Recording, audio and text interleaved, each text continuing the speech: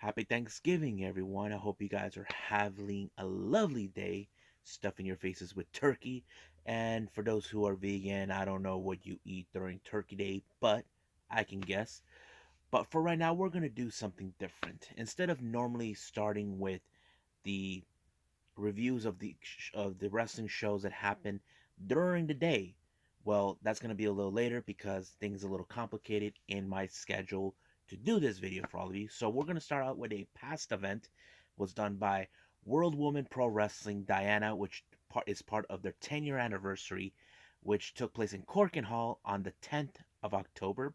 We even got NXT UK with some interesting matches taking place, and of course MLW Fusion Thanksgiving, which features the infamous ladder match that will determine who will be our brand new National Openweight Champion.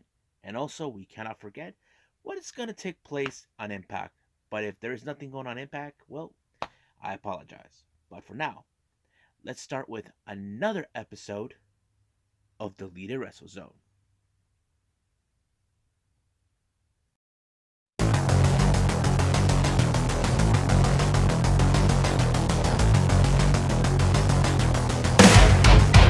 Are you ready? Get up, get up. Get up, get up. Get up, get up. Get up, get up. Get up, get up. Get up, get up.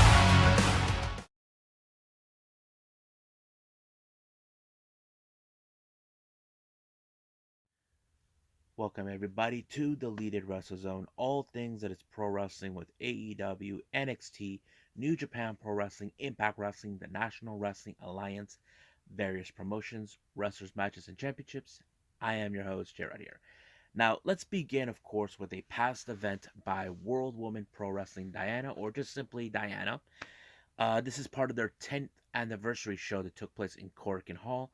Only 5 matches with the last one being an 8-woman element 2 out of 3 fall match, but we'll see how that goes. Let's start with the first match. We have Deborah K taking on Kawasaki Rainbow Girl. Now, when I looked at Kawasaki Rainbow Girl, I thought, oh my gosh, she looks like a Power Ranger. But instead, every time she makes a hit, she blows the whistle. I'm like, where do you find these people? I mean, her character is very unique, and I know for a fact people are gonna say, if you ever seen it, you're say that looks like a Power Ranger. I thought the same thing too, but I thought it was fun. But however, Deborah K, who I've seen maybe on once or twice, she's the more serious type, so don't count her out just yet. But because of that, she unfortunately won her match with an amazing pinfall. Next match, we got you taking on Madeline. Now, this is a case of the David versus Goliath. Now, you is a bigger individual than Madeline, but Madeline does have a tendency of having a how to say an MMA background. But the entire time of the match, no matter she knows she's up against a bigger opponent, but however, she's trying to show that she can be tough to take her out. But the real question is, could she handle it? That is the question that it will out in the open. But unfortunately, she got pancaked by you anyway, allowing herself to lose the match, but allowing for you to win it. So I have to say, Madeline had showed guts, but not enough. Our next match is a women's tag team match. We have Akari and the Australian native Tekla, who's been living in Japan. I've been learning more about her.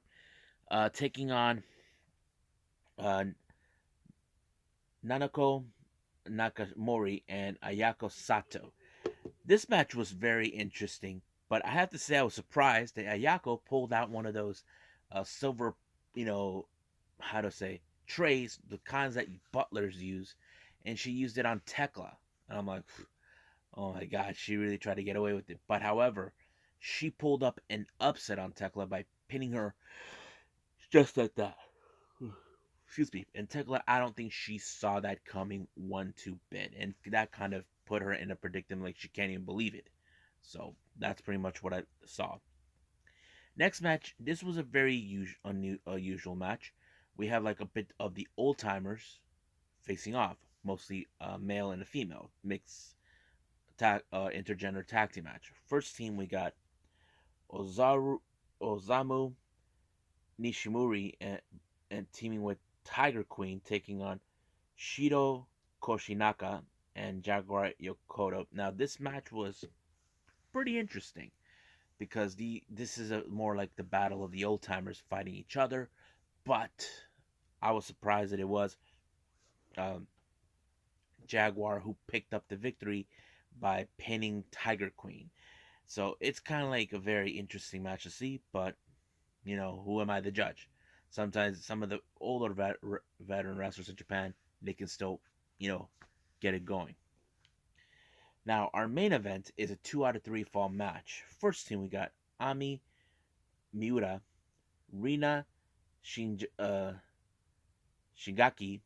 Ayamo Sazanumi, and Aruka Amazaki taking on the veterans Takako Inoue, Aja Kong, Shinobu Kandori, and of course Diana's founder, Kyoko Inoue. Now, this was a 2 out of 3 fall.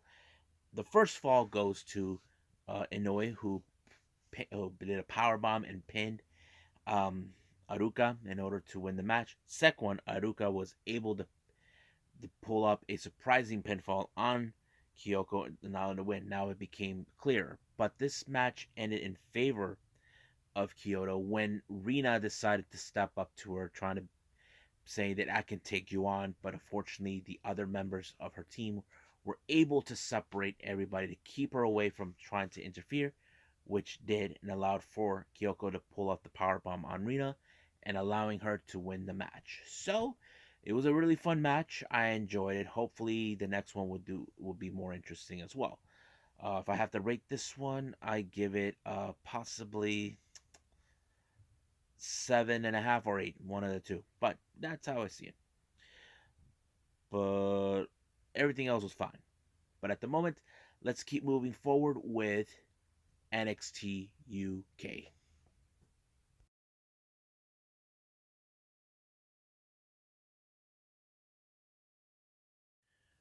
Okay, so let's move on with MLW on Fusion on Thanksgiving. The opening match was the semifinals of the Upper Cup tournament.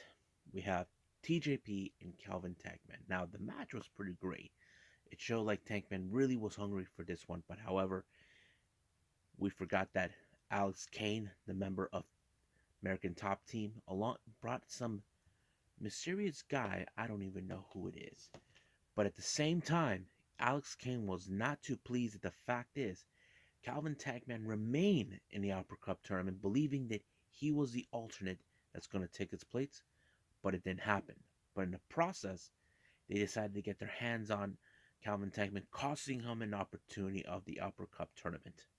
So basically, TJP got away with it with the help of these guys, but he doesn't think it happened that way. He thinks he beat him fair and square. But however, he has his work cut out against Davey Richards in the finals, so we're going to see that soon enough.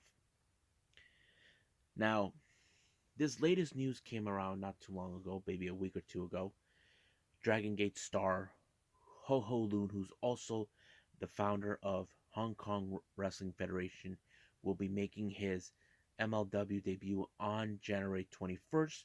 Now, some of you may not remember Ho Ho Lun. He was involved in the Cruiserweight Classic not too long ago. Maybe some of you may have forgotten all about him, but he was involved in that.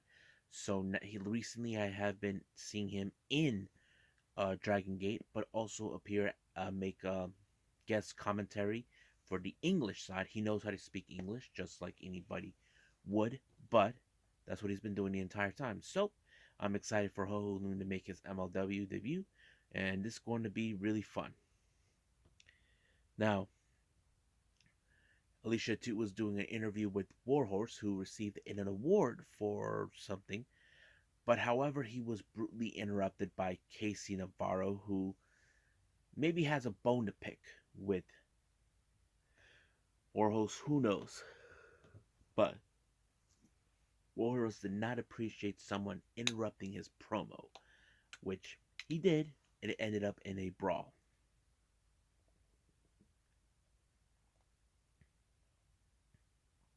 Now, this other interviewer, I've seen him before, wanted to get a statement from Calvin Tackman about what transpired, but Calvin was not in a mood.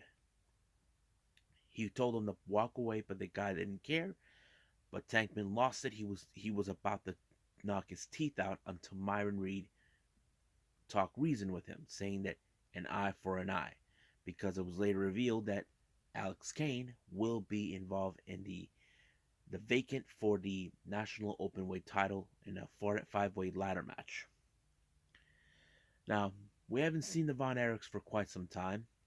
They're back in their home in Kauai, telling Cesar Durant that they want a tag team title shot in Dallas, which is originally where Von Erichs is from. If you guys know this, Von Erichs are good Texan boys. And that's what they were all about. So they're asking Cesar Durant to give them that match in Dallas.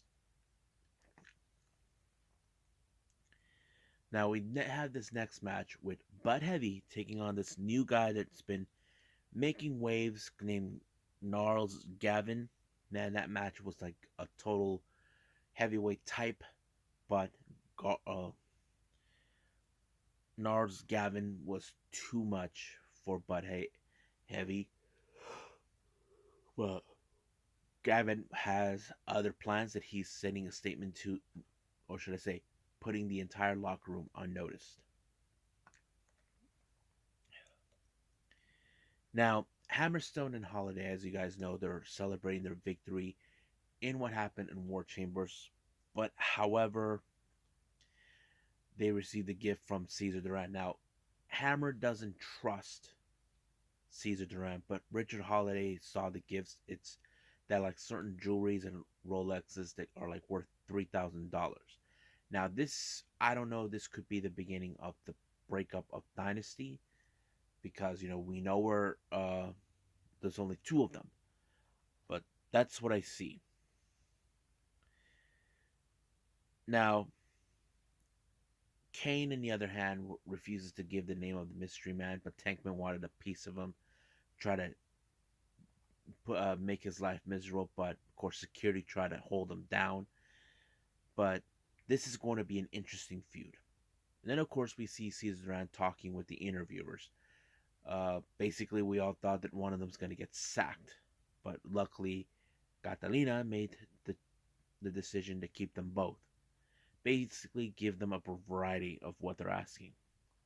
But we'll see what happens then. Now, our main event is for the MLW National Openweight title in a 5-way ladder match, which is vacant. We have Alex Shelley, Alex Kane, Senshi, and Myron Reed, the Young Goat, with the mystery card, and that mystery card was ACH. It was a pretty good match. However, the one bigger threat that the other four competitors thought was a threat to this whole thing was none other than Alex Kane. Now, I think my money was on either Myron Reed because he is the young goat, but however, Alex Kane was able to divert himself away to the other four competitors and allow himself to pick up the victory and take the title, becoming the brand new National Openweight title. But however, Calvin Tankman wants to make his life a living hell. Security once again tried to stop him, but this is just going to be the beginning of a long feud between these two.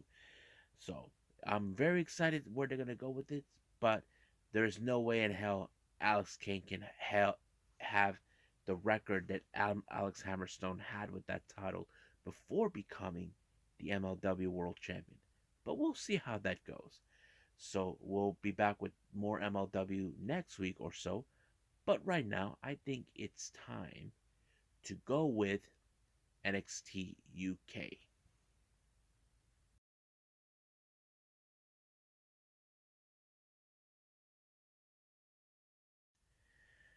Okay, NXT UK opened up with Jordan Devlin taking on Mark Andrews. Now, prior before Mark Andrews tried to get on Flash Morgan Webster, it was looking for Danny Luna, who was nowhere to be found. Basically, they're worried about her, but they went out to the ring, went out anyway without her.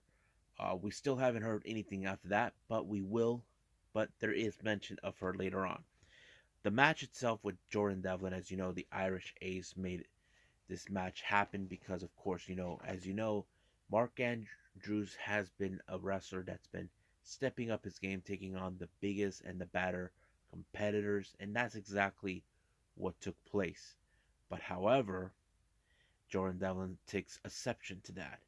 But the Irish Ace never bet against him, and that's exactly what happened.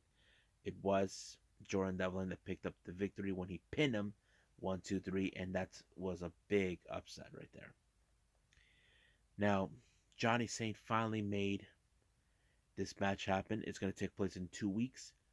This is for the NXT UK tag team titles between the champions Pretty Deadly and the challengers Mustache Mount. So this is going to be a very good, interesting match. Now, as you know, last week, Gallows were viciously attacked by Tailman, Rohan Raja, and of course, the newly member of their family, Charlie Dempsey. Now, the reason this happened is because they had issues with these guys in the past.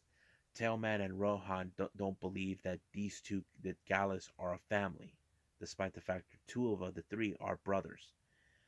But however, Charlie Dempsey was the biggest surprise of them all when he joined them. But Gallus are sending a clear message to these guys to get their payback for getting themselves involved with them. Now, our next match we have is Aleah James taking on Isla Dawn. As you know, Isla Dawn viciously attacked her after she beat Nina Samuels in a match. However, the match was so interesting because it showed Isla Dawn had a different side. Now, if you guys know this, she has the tendency to take away mementos. But somehow she was able to pin Aleah James, allowing her. But however, she gave back her memento, which was weird, but don't know what to make of it. Now, as you know, Sid Scala is always a busy man. Zaya Brookside has been bugging him for a while to get a shot of the NXT UK Women's Championship. So Sid Scala decided, okay, you want your title shot? I'll give it to you next week. So she better be prepared against the final boss. Next up, we have Angel Hayes taking on Danny Luna, but however, Danny Luna was nowhere to be found until it was revealed that she was taken out by none other than the fashionista, Jinny. Basically, Jinny is now back with a vengeance, knowing that she came short to get her hands on the NXT UK Women's title, which something she felt it was meant for her. But this one was a very vicious match. Basically, Jinny has now becoming more dangerous than she thought. But there is no doubt in my mind that she will be hunting for that title. But in this match, she brutalized Angel Hayes no matter what until it was over at 1, 2, 3. Now, once again, Nina Samuels tries to get content, try to bug people, but this time she did it with the final boss, Meiko Satomura, and her protege did not appreciate her interrupting their training session. So basically, I don't know if she's picking a fight or being stupid. I don't know. You tell me. Now, luckily for Subculture, they were able to find Danny Luna. She's okay. Mark Andrews was disappointed in the loss, but once again, the cockroach, Kenny Williams, shows up, decides to start more, not a fight, but more like, oh, you thought you were tough, huh? So fight me, that sort of thing. But you know how that is. Now, our main event is for the NXT UK Heritage Cup. Now, as you know, Shaw Samuels believed that all the other wrestlers are not true British wrestlers. That includes Bateman and A-Kid. They even duct taped their names on the side of the trophy because they believe they don't matter anymore. They're a thing of the past. But his opponent was none other than Sam Gradwell, who had enough of these guys. So he's been trying to get in their heads, but they keep firing back at him every chance that they get. But however, the first round ended in Sam Gradwell's favorite, which was a major upset in this one. Second round went to Noam Dar. Third round, nobody won. But the fourth round was crucial. This is where Shaw Samuels made himself useful, got himself involved, and Sam Gradwell lost with that shiny wizard kick. However, do we think this is going to be over? If I was Sam Gradwell, I'd go after Shaw Samuels and make him pay for what he did. So that's how I would see it. But right now, I think that's it what we got for NXT UK. Let's move on with Impact Wrestling, Wrestle House 2.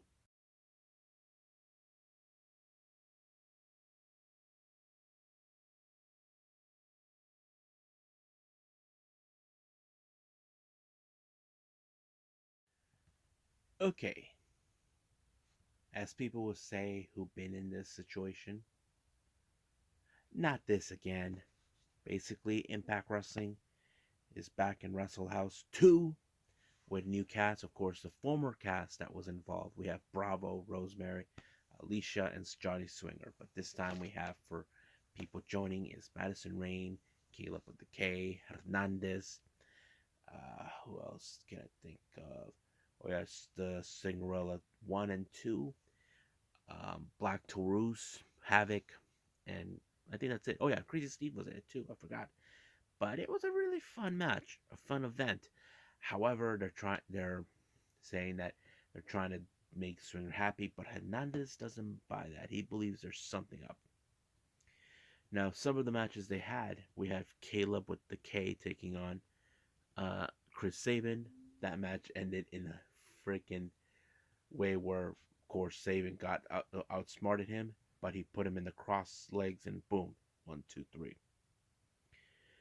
Then the K ended up, leaving, going to Turning Point and back. But however, in order to make Swinger happy, they contacted the Downtown Daddy Brown, who has a grudge against him without them noticing it, even though they were pals back in the day. So Swinger ended up in the match against him the following day, which was really funny, which was good. And the guy who played Downtown Daddy, Brown, who is none other than, of course, Willie Mack. But it was okay match, that's pretty much it. Then we had, of course, Swinger. Of course, Swinger lost the match big time, but Eddie Edwards shows up because he got himself involved in a somewhat 10-man match. He teamed up with Alicia, Madison Rain, Hernandez, and Caleb the K taking on all 4 members of the K plus Chris Sabin. However, the match ended in favor of the K and allowing themselves to win. Then all of a sudden, we find out that Johnny Swinger has a love interest who's in love with him. So in order to get him to pay attention, they had to bring in someone who can make him jealous. And that person is Lawrence D. Yeah, folks, you heard me right. Lawrence D. is back. And looks like there are some unresolved issues towards him. One of them is Johnny E. Bravo, and of course, Johnny Swinger. Now, they try to cheer him up in a locker room talk with the Demon, who pretended to be Gene Simmons, but it wasn't. So basically gave him some words of encouragement. Now, the main event was Black Taurus taking on Hernandez. When Hernandez found out that there's something odd going around, he was right. It was something that Rosemary and Johnny Bravo were trying to figure out, but apparently Bravo outsmarted the K. Once again, he did it again. He outsmarted him, and it was already over the moment anything could have moved forward. But of course, Tarzan married Hernandez. That would have been too weird. But I thought the show was pretty good. Now, I had to say the first one was better, but the first one was the best one for me. The second one, well, not so much, but it was okay. It was good enough. So I think that's pretty much it what I got for all of you. I think it's finally time to end this with some news updates.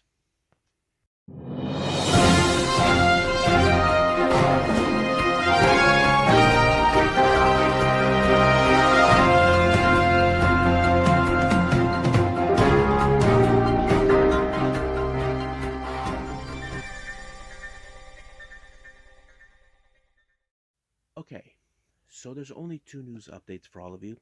The first one, apparently, as you know, AAA are announcing that there's going to be a five-way match for the vacancy of the AAA Mega Championship. It's already been announced for Hijo de Viquino, who is in fact the original competitor who was supposed to face Kenny, but that's not going to happen. They added Samurai del Sol, who formerly known as Kalisto.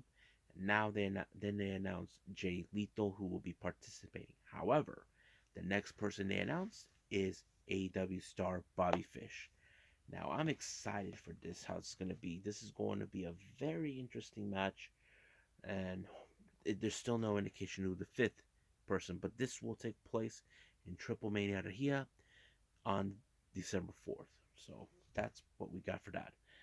Now, recently news has been reaching around that J Sports, which is the sports company that distributes the content from WWE, from their current events. Apparently, they're not. Their contracts are expiring, and they're not thinking about renewals or talk. I don't know what's going on, but apparently that's what's happening now. There's many things that took place, as you know, many things about this kind of like shares. Why would they do that? As you know, Japan are paying attention what's been going on with pro wrestling involving WWE, but we can say that maybe they will be the one promotion that will not agree with them, but who knows? Probably there are others like them, but they're not gonna budge like that. So I think that's pretty much it. What I got for all of you in the news updates. Well, I hope you guys enjoy this episode. Coming up, we're gonna do things a little different, like what we did today. I'm gonna start out with past events. The first one will be DDT Pro Wrestling with King of DDT 2021 in their finals that took place on July 4th. Then we got Pro Wrestling Noah with the Spirit 2021 Masa Kitamiya 10th anniversary that took place on the 28th of August. Then we got AEW Rampage and 205 Live. So I'll see you guys in the next DWZ time. Same DWZ channel. I must bid all of you adieu. So goodbye. Mwah, and have a nice day. Bang.